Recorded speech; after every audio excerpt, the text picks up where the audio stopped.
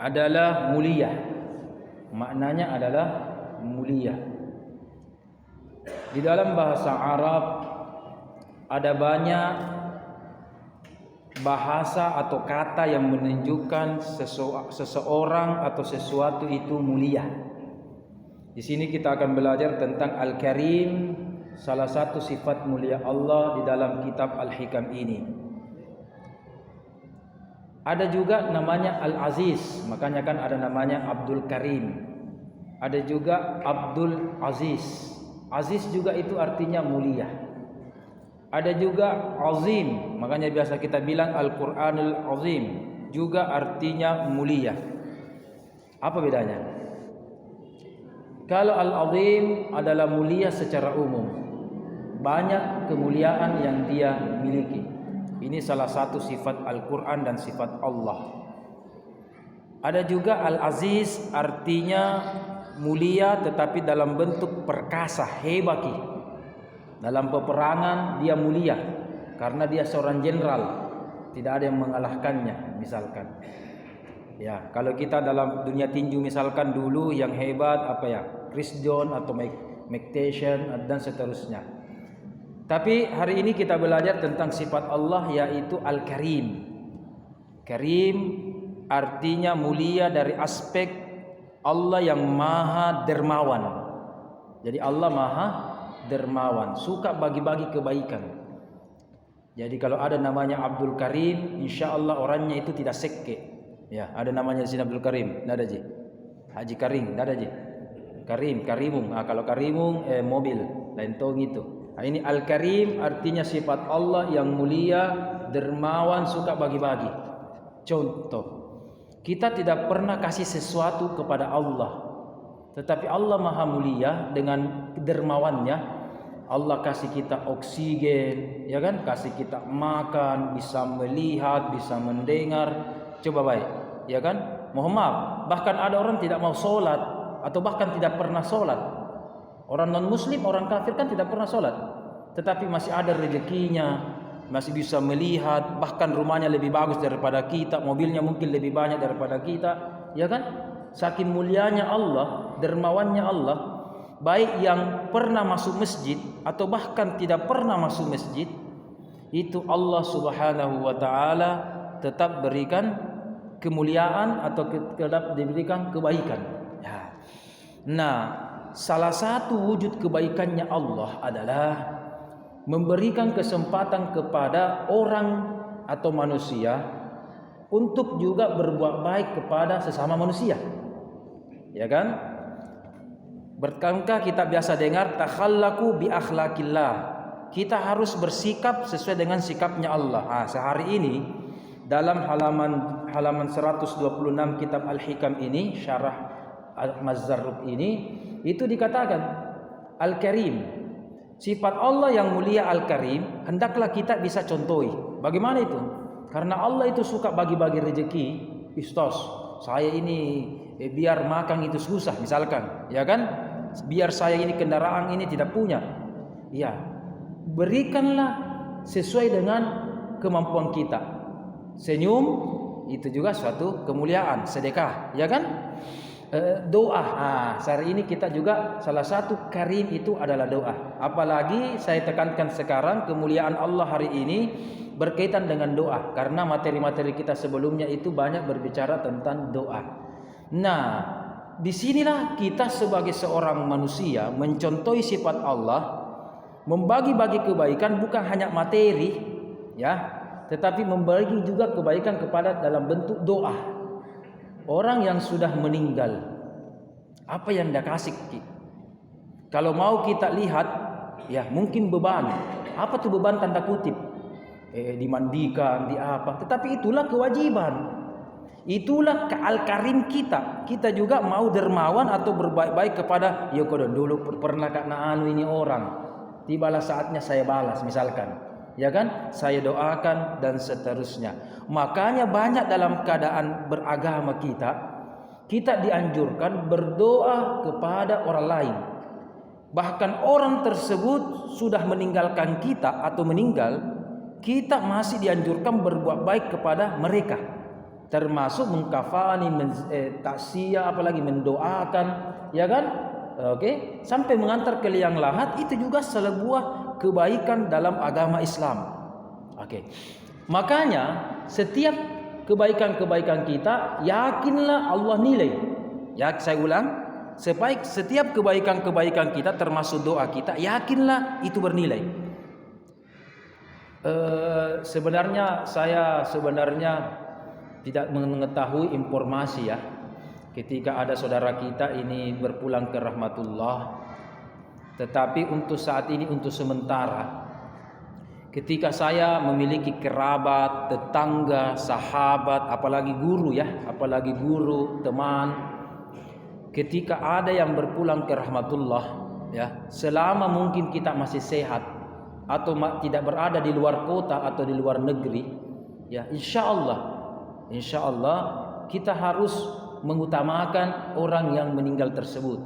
Biar saya mengajar atau menguji, kalau ya masih bisa jadi ditunda atau menyusul dan seterusnya, ya, itu kita berusaha untuk mendahulukan kegiatan-kegiatan kepada orang-orang yang telah berpulang. Istilahnya ini nih hormat terakhir kita, salam terakhir kita. Dan terutama itu adalah mensolati. Kalau memandikan, tidak semua kita pintar memandikan. Atau walaupun saya pintar memandikan, misalkan kita pintar memandikan, tapi kalau perempuan, bagus kalau sesama perempuan, atau minimal suaminya misalkan. Sebagaimana ketika Fatimah meninggal, suaminya juga yang turun tangan, selain juga ikut serta perempuan yang lain, ya kan? Kita lanjut. Nah, begitu pula kalau matalkin atau mapasoso, kan 3 orang saja, ya kan? Tapi mensolati sebaiknya baik laki-laki maupun perempuan kita ikut serta. Saya yakin itu Allah sengaja memberikan itu kewajiban kepada kita, fardu kifayah, mensolati orang yang meninggal. Orang yang sudah meninggal ini sudah terbaring di lantai, ya, di atas sajadahnya. Saya yakin tidak ada sia-sianya kita doakan mereka. Tidak ada. Istilahnya tidak ada kata-kata percuma. Kalau kata-kata percuma, buat apa kita solati atau doakan almarhum almarhumah? Kalau 1000 dosanya dengan solati misalkan, ya minimal 900 mami atau 800 mami atau berapa, tergantung dahsyatnya doa kita, ya kan? Oke, begitu. Kalau misalkan dia masuk surga, orang baik, masuk surga level pertama, bintang pertama, tapi dengan doa kita, siapa tahu bisa naik level kedua, bintang kedua. Jadi sangat berarti doa-doa kita ketika mensolati, menziarahi almarhum, almarhumah, saudara-saudara kita. Jadi saya tidak sependapat kalau ada golongan di sana, di luar sana, bahkan tidak mau pergi ziarah kubur, tidak mau doakan. Ya. Saya belajar dari kita mensolati seseorang. Kenapa hukumnya itu fardu kifayah, wajib kifayah. Pasti ada barakahnya ini sholat. Kalau percuma, tidak ada barakahnya, lebih baik kita jangan mensolati. Sudah dikapangi, dimandi, dikapangi, langsung dikubur, ya kan? Kalau tidak ada gunanya, istilahnya, maka pasti ini dilakukan oleh Rasul. Rasul mendoakan ketika itu ada sahabatnya meninggal, bahkan ada omnya meninggal, istrinya mendoakan, Rasul juga mensolati dan seterusnya. Kalau tidak ada barakahnya ini solatkah? Kenapa kita lakukan solat jenazah?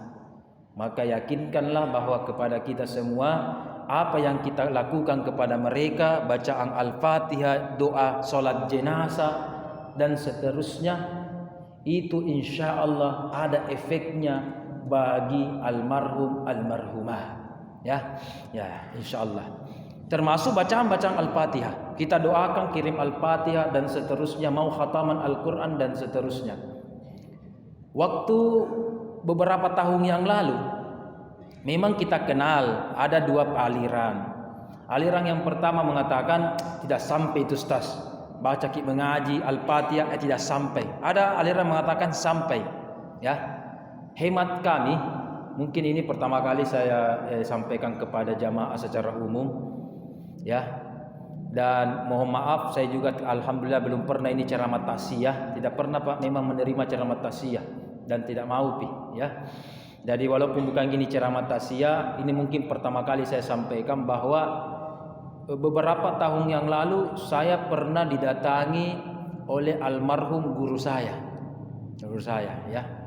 Ya, entahlah bapak-bapak percaya atau tidak terserah, tetapi hemat kami, ketika kami muridnya bacakan doa, kirimkan Al-Fatihah, bahkan kita kumpul-kumpul bacakan Al-Quran, niatkan dan doakan mereka atau guru kami ini, seorang guru kami ini, entah mengapa di dalam mimpi saya didatangi oleh beliau.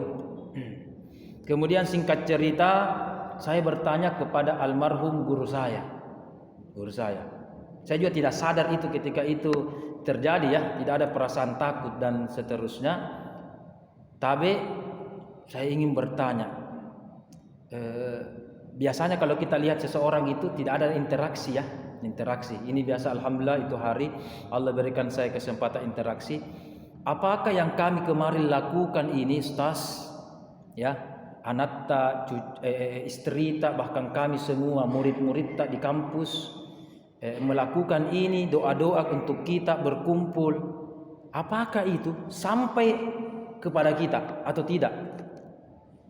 Jawabannya cuma satu, sampai. Saya rasakan kenikmatannya. Sudah itu saya terbangun. Wah, sudah saat itu di antara dua pendapat ini, saya sudah hakul yakin pendapat yang mengatakan pasti itu insya Allah sampai apa yang kita lakukan, doakan kepada almarhumah. Satu. Oke. Yang kedua, masih guru yang sama,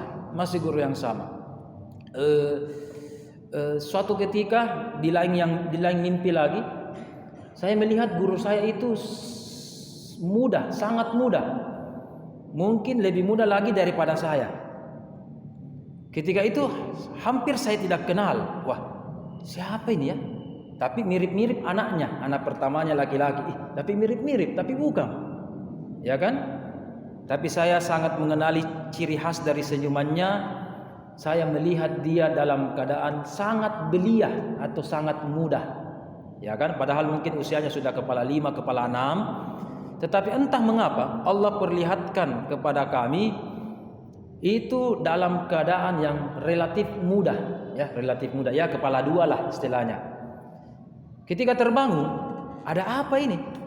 Saya hanya mengingat satu hadis Nabi. Ketika Nabi sempat bercanda kepada seorang nenek, mohon maaf, tidak ada di surga itu nenek. Wih, menangis kodong nenek-nenek, kodong masuk neraka. Ya kan? Mungkin kita ini pernah dengar ini. Bercandanya Nabi tapi berkualitas.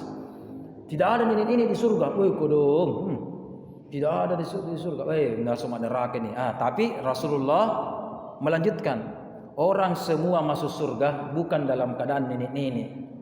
Tapi dia dikembalikan dalam keadaan tubuhnya yang paling gagah. Tubuhnya yang paling muda, yang paling segar ketika masih hidupnya. Saya langsung teringat, ketika ustaz kami ini meninggal dalam keadaan sudah berusia, tetapi ketika itu kami melihat dalam keadaan sangat belia. Ternyata Masya Allah, betullah hadis Nabi tersebut, bahwa insya Allah besok-besok kalau kita ketemu di surga semua, insya Allah jamaah babus salam semua ketemu ini. Mungkin saya tidak kenal bapak nenek-nenek semua, bapak-bapak kita ini yang subhanallah, yang mungkin sudah usia pensiun ini. Ya, siapa tahu besok-besok ketemu di surga di sapa-sapa kena. Sapa-sapa. Siapa tahu saya tidak kenal maki. Itu kan ada di sini sudah kepala 6, kepala 7. Siapa tahu besok-besok ketemu ya kan? Baku kunjung-kunjungi misalkan, kita pada Ustaz, iya deh gambaran tepat iya Ustaz, sekarang ada gigiku, dulu di dunia gigi palsu ku pakai misalkan dan seterusnya. Itu artinya ternyata ketika ada hadis-hadis yang menjelaskan hal tersebut, terkadang Allah Subhanahu wa taala berikan hidayah kepada kita, ya. Walaupun misalkan kita tidak mengalami hal ini, tetapi kalau ada hadis yang mengatakan demikian, ada hadis yang sahih yang mengatakan demikian, berarti kita sami'na wa ata'na. Kita yakini bahwa itulah kebenaran-kebenaran yang ada, ya. Oke, kita lanjut. Maka di sini kita akan berbicara tentang sifat Allah, yaitu Al-Karim. Sifat Allah yang maha mulia, selalu mengabulkan doa dan membagi-bagi kebaikan kepada kita dan seterusnya. Jadi inilah kesempatan kepada kita semua, ya, karena kita harus yakin bahwa Allah itu maha mulia, Al-Karim, maha dermawan. Siapa di sini yang paling tidak mampu? Tetapi walaupun kita tidak mampu, mohon maaf, tapi Allah sudah sangat baik sama kita. Kenapa? Minimal tadi sore, minimal tadi siang, minimal tadi pagi, atau paling lama kemarin malam kita masih makan. Ya, kita masih makan. Ya, apakah tadi sore, tadi siang, tadi pagi, atau bahkan ada tadi malam kodong makan, berarti dalam 24 jam ini kita masih makan. Ya, atau masih minum. Berarti itu adalah kemuliaan. Ada orang mungkin uangnya 1 triliun, tapi kalau sudah berbaling di rumah sakit koma, bagaimana? Mau dikasih ke air mineral, air infus saja yang cocok. Bahkan ketika sudah sampai ajalnya, jangankan air infus juga tidak bisa masuk. Inna lillahi wa inna ilaihi rajiun. Ya, berarti Masya Allah, banyak kenikmatan yang Allah berikan kepada kita. Maka sebelum kita membahas tentang sifat Allah yang mulia, saya ajak kepada semua jamaah dan secara pribadi saya, kita banyak bersyukur kepada Allah. Jangan menunggu syukur kalau semua keinginan tak terkabul. Saya mau ini, ini. Nanti terkabul semua keinginan tak, baru bilang bersyukur. Jangan. Iya kan? Ada doa kita belum terkabul, tapi hari ini kita masih makan, kita masih minum, kita masih menghirup udara, itu bersyukur. Ya, betul ya? Bersyukur atau tidak ibu-ibu? Iya kan? Iya. Kalau kita menunggu bahwa saya maunya ini, saya mau beli ini, nanti terkabul semua itu baru kita bersyukur, tidak jadi. Maka di dalam kehidupan kita sehari-hari, ya, kita harus banyak bersyukur. Saya teringat ada hadis Nabi, Inna Allaha la yarda. Sesungguhnya Allah itu sangat mencintai, sangat menyukai dan ridho kepada seorang abdan, seorang hamba. Di sini dikatakan, kalau dia minum, kemudian dia puji Allah. Dia sudah minum, alhamdulillah. Sederhana aja itu hidup. Kita minum, alhamdulillah. Dia puji Allah, bersyukur. Kemudian abdan tersebut, hamba Allah tersebut makan, basroki, alhamdulillah. Dia puji Allah, Allah suka itu. Ya kan? Allah suka itu. Jadi sederhana sekali. Kita minum bersyukur, masih bisa makan hari ini, alhamdulillah bersyukur. Saya mau Ustaz, lauknya itu harus kondro, harus ikan bakar, harus coto, ya kan, dan seterusnya. Yang penting kita bisa makan dulu, lumayan itu, ya kan? Ya, saya teringat dulu katanya ada orang makan pakai nasi, pakai garam. Yang penting kan masih ada nasinya.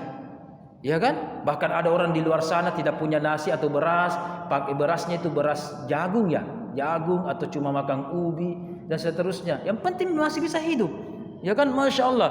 Itu tandanya Masya Allah, Allah memberikan kepada kita banyak nikmat yang Allah berikan kepada kita. Maka saya teringat ada yang beberapa minggu yang lalu mungkin yang bertanya, Pak Haji, bahwa kita masuk surga itu jangan berharap masuk surga karena kita hebat beribadah. Saya ulang, kita belajar Al-Hikam ini diajari bahwa jangan mengharap masuk surga gara-gara kita hebat beribadah. Jangan mengharap. Kita masuk surga, apalagi ada hadis Nabi yang berbunyi bahwa kita masuk surga itu adalah karena rahmat Allah. Karena rahmat Allah. Bahkan Nabi Muhammad juga masuk surga itu karena rahmat Allah. Bayangkan, siapa yang kalah ibadahnya Nabi Muhammad? Siapa? Ya kan? Apakah saat ini? Saat ini tidak ada apa-apanya. Sahabat saja, atau jangan sahabat, semua Nabi. siapa yang kalah ibadahnya Nabi Muhammad. Tetapi Nabi bersabda, bahkan saya masuk surga bukan gara-gara ibadah saya. Padahal Nabi Muhammad banyak ibadahnya. Malamnya sedikit sekali tidurnya, paginya banyak puasanya, belum lagi banyak kebaikannya. Hafal 30 juz, selalu berzikir kepada Allah, ya kan? Maksum, terhindar dari dosa. Apa mami kesalahannya Nabi Muhammad? Apa mami? Tetapi karena banyaknya ibadahnya Rasul mencontohkan, bahkan saya juga masuk surga bukan karena ibadah saya. Karena apa? Pangammasyanna karengallahu subhanahu wa ta'ala. Rahmat. Jadi rahmat. Ya kan? Rahmatnya Allah subhanahu wa ta'ala. Jadi sekarang kita berupaya supaya cari rahmat Allah. Cari rahmat Allah. Salah satu buktinya, ketika kita menutup sholat kita itu secara sadar tidak sadar itu disuruh untuk mencari rahmat Allah. Apa buktinya? Ketika kita beri salam, assalamualaikum, apa semuanya? Assalamualaikum warahmatullah, salam warahmatullah, rahmat kita, ya kan? Dan kenapa mau maaf, tapi orang yang meninggal di Indonesia disebut dengan almarhum, ya, bukan dibilangi apakah namanya mendiang, mungkin bahasa Indonesianya biasa mendiang, tapi rata-rata kita bisa ALM, almarhum itu dari kata rahmat. Jadi almarhum dari kata rahimah. Marhum artinya laki-laki yang dirahmati, almarhumah perempuan yang dirahmati. Masya Allah, kita orang Indonesia secara sadar tidak sadar dari dulu dididik sama ulama kita, pendeta kita, ya. Bahkan ini istilah digunakan oleh orang-orang Kristen, orang-orang kafir, tapi berada di Indonesia. Mungkin mereka yang orang-orang kafir tidak tahu itu apa artinya almarhum, ya kan? Tapi biasa juga saya lihat itu ada almarhum atau apa, dia sebut itu, sadar tidak sadar, ya kan? Almarhum itu dari kata rahmat. Kenapa? Kita berdoa kalau ini adalah almarhum, berarti yang dirahmati, berarti orang yang dirahmati pasti masuk surga.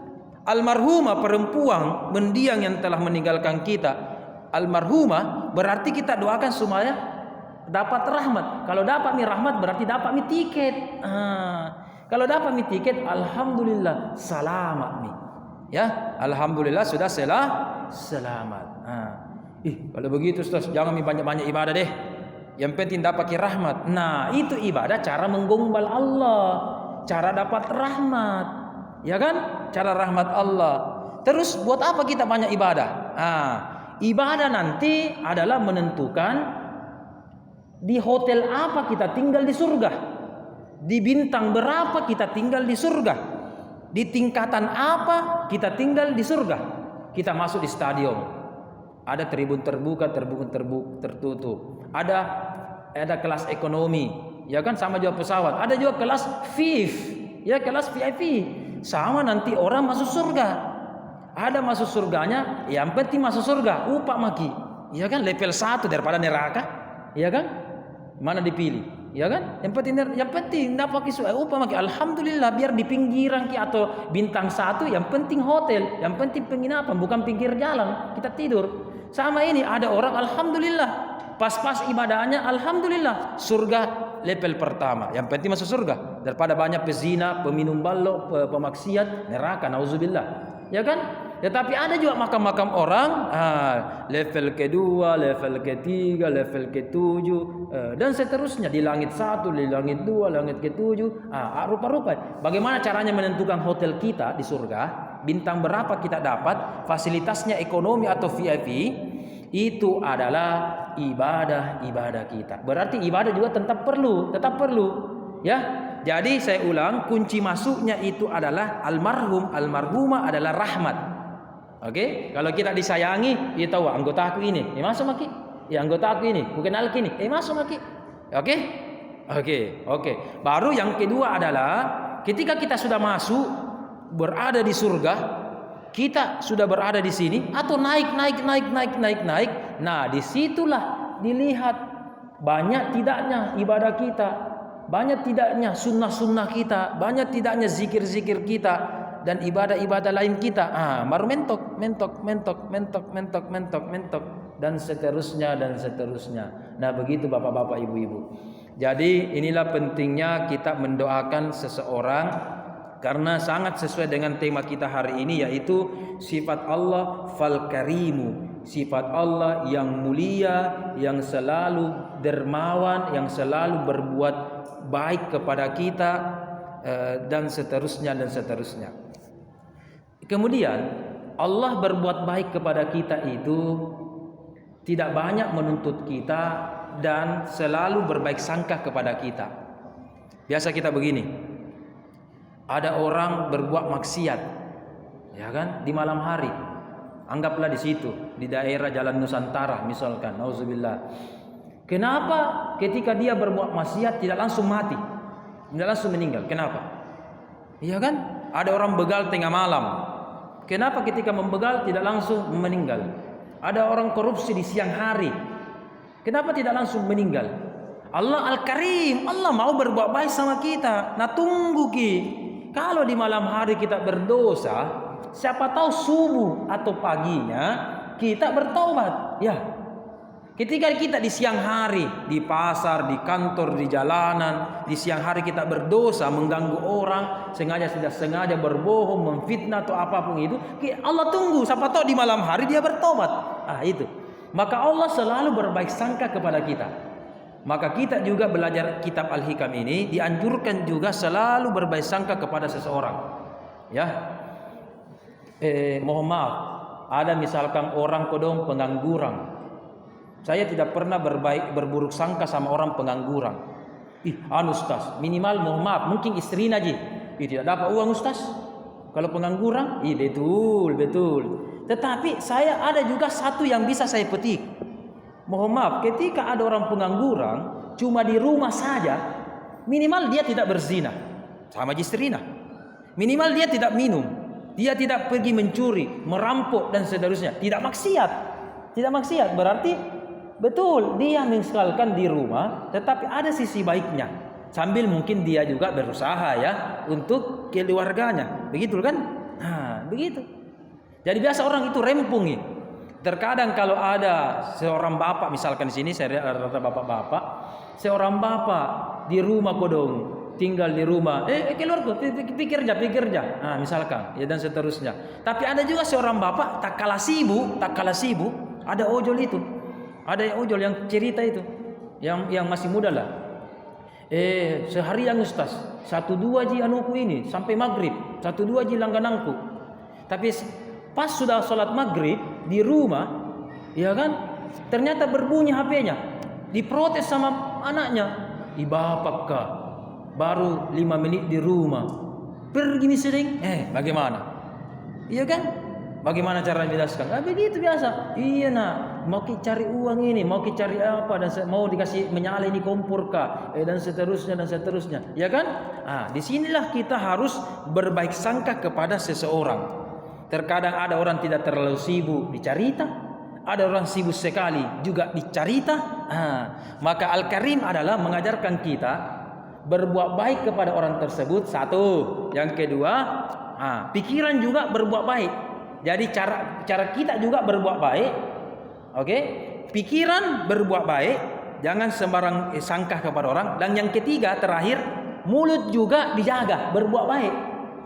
Ngapa moy? Anu sibuk nah, nganu moy, anu nah, tidak. Jadi tiga-tiganya. Perbuatan kita baik sama dia, mulut juga kita baik sama orang tersebut, kemudian pikiran juga baik sama tersebut, dan terakhir yang keempat adalah hati kita juga baik kepada situ. Karena ada orang kan manis mulutnya, tetapi bagaimana dalam hatinya? Anuku, ya kan, cerita belakangi. Itu.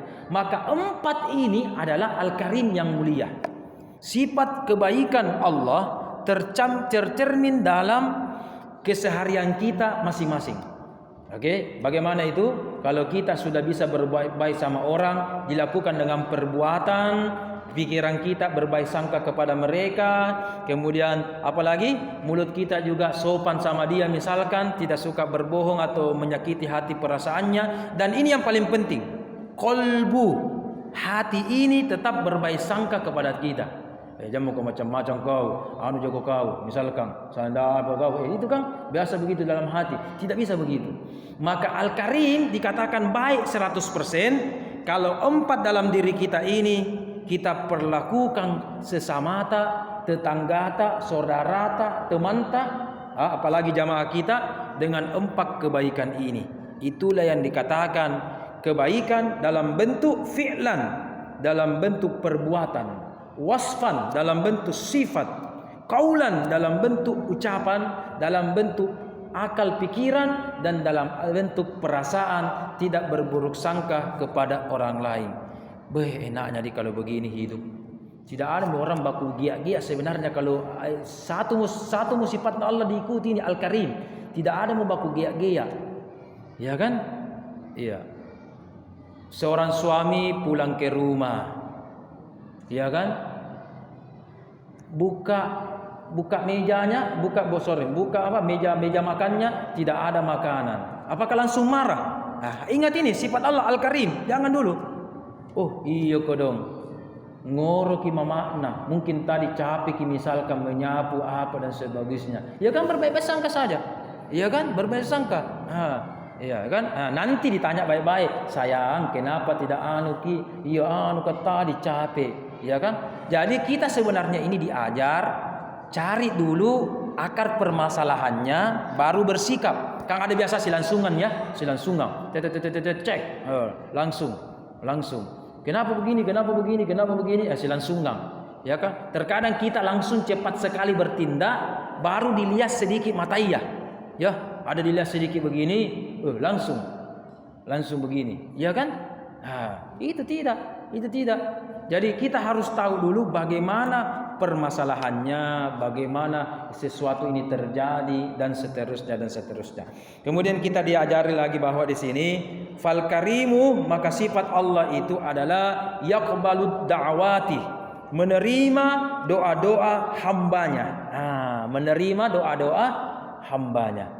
Jadi bapak-bapak, ibu-ibu, karena kita ini punya Tuhan yang namanya maha baik, maha dermawan, maka berdoalah kepada Allah.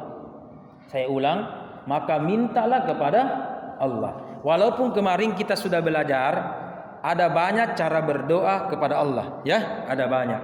Ada langsung, ada mengganti dengan zikir, ada mengulang-ulangi, ada juga tidak dan seterusnya.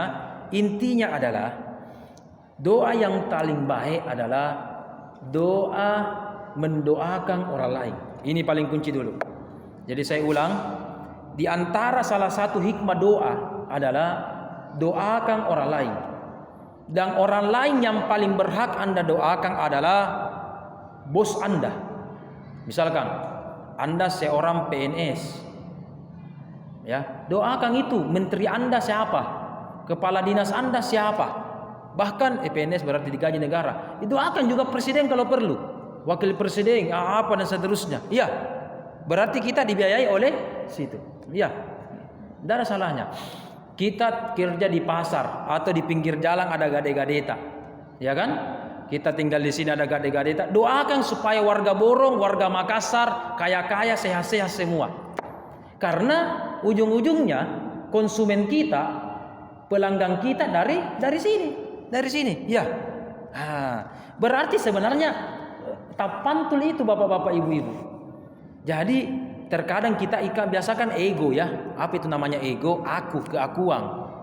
Ya Allah berikan aku rezeki. Aku kan, tambahkanlah aku kesehatan, berikanlah aku kesehatan, berikanlah anakku begini. Kan biasa doa tak aku terus. Aku atau kami para kita aja semua. Nah, doa yang terbaik dalam ilmu hikam adalah ketika kita mendoakan orang lain. Itu doa yang paling baik. Apakah partner kita doakan, tetangga kita doakan, ya kan? Kalau baik kita tetangga banyak rezekinya tetangga, minimal dapat juga rantang, kantong-kantong, ya kan? Iya tahu nak kasih kita mak aja di sebelah, ya kan? Iya tadi malam sudah aku doakan waktu tahajud. Itu kan cocok. Ujung-ujungnya kembali, ya kan? Seorang dosen mendoakan dekannya, mendoakan rektornya, ya kan, mendoakan kementerian agamanya. Kita berada di kementerian apa dan sebagainya. Saya kurang sependapat. Kalau ada abdi negara, mungkin juga entahlah kalau pensiun juga masih di sama negara ya. Ini pendapat pribadi saya ya, bukan hadis, bukan apa dan sebagainya. Tapi saya belajar dari ilmu hikmah ini, kita mendoakan sayyidi. Sayyid artinya bos kita atau siapa yang membiayai kita. Walaupun kan ujung-ujungnya Allah yang kasih uang ya, ujung-ujungnya betul Allah. Tetapi ya, seorang abdi negara misalkan, jangan langsung suka protes-protes kepada misalkan ini presidennya. Ya kan? Kita tidak tahu bagaimana situasinya di pusat. Ya kan, berita apakah sama atau beda kita tidak tahu. Terus dibiarkan, jangan juga biarkan. Makanya ini kekuatan doa. Jadi saya ulang, kekuatan doa. Ya Allah, berikanlah, ya kan, pemerintah kita berlaku adil.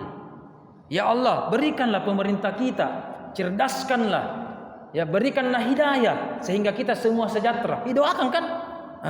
Kecuali misalkan kita asistennya presiden, kita asistennya gubernur atau namanya staf ahli yang kasih nasihat. Begini anunya, ya kan, ahli, profesor, doktor, apa, praktisi, begini Pak Presiden, Pak Direktur. Berarti dengan ilmunya, ya kan? Tapi kita, siapa kita? Nah, dengar kita tidak, nah kenal kita tidak, dilihat juga langsung mungkin tidak pernah. Maka saya ajak bapak-bapak, ibu-ibu, doakan negara kita. Ya, doakan negara kita. Cukup kemarin ada presiden, sekarang ada presiden baru, ada wakil presiden baru, menteri baru dan sebagainya, ya. Maka doakanlah pemerintahan kita, semoga baldatun thayyibatun wa rabbun ghafur. Ya kan? Supaya adil, sehat, apalagi rezekinya. Kalau rezekinya Indonesia banyak, berarti kita juga dapat rakyatnya dan seterusnya dan seterusnya. Mungkin sudah waktu, demikian. Apakah ada yang ingin bertanya, Tabe, sebelum kita lebih lanjut atau menutup beberapa menit kemudian? Cukup. Sebagai kesimpulan dari ini adalah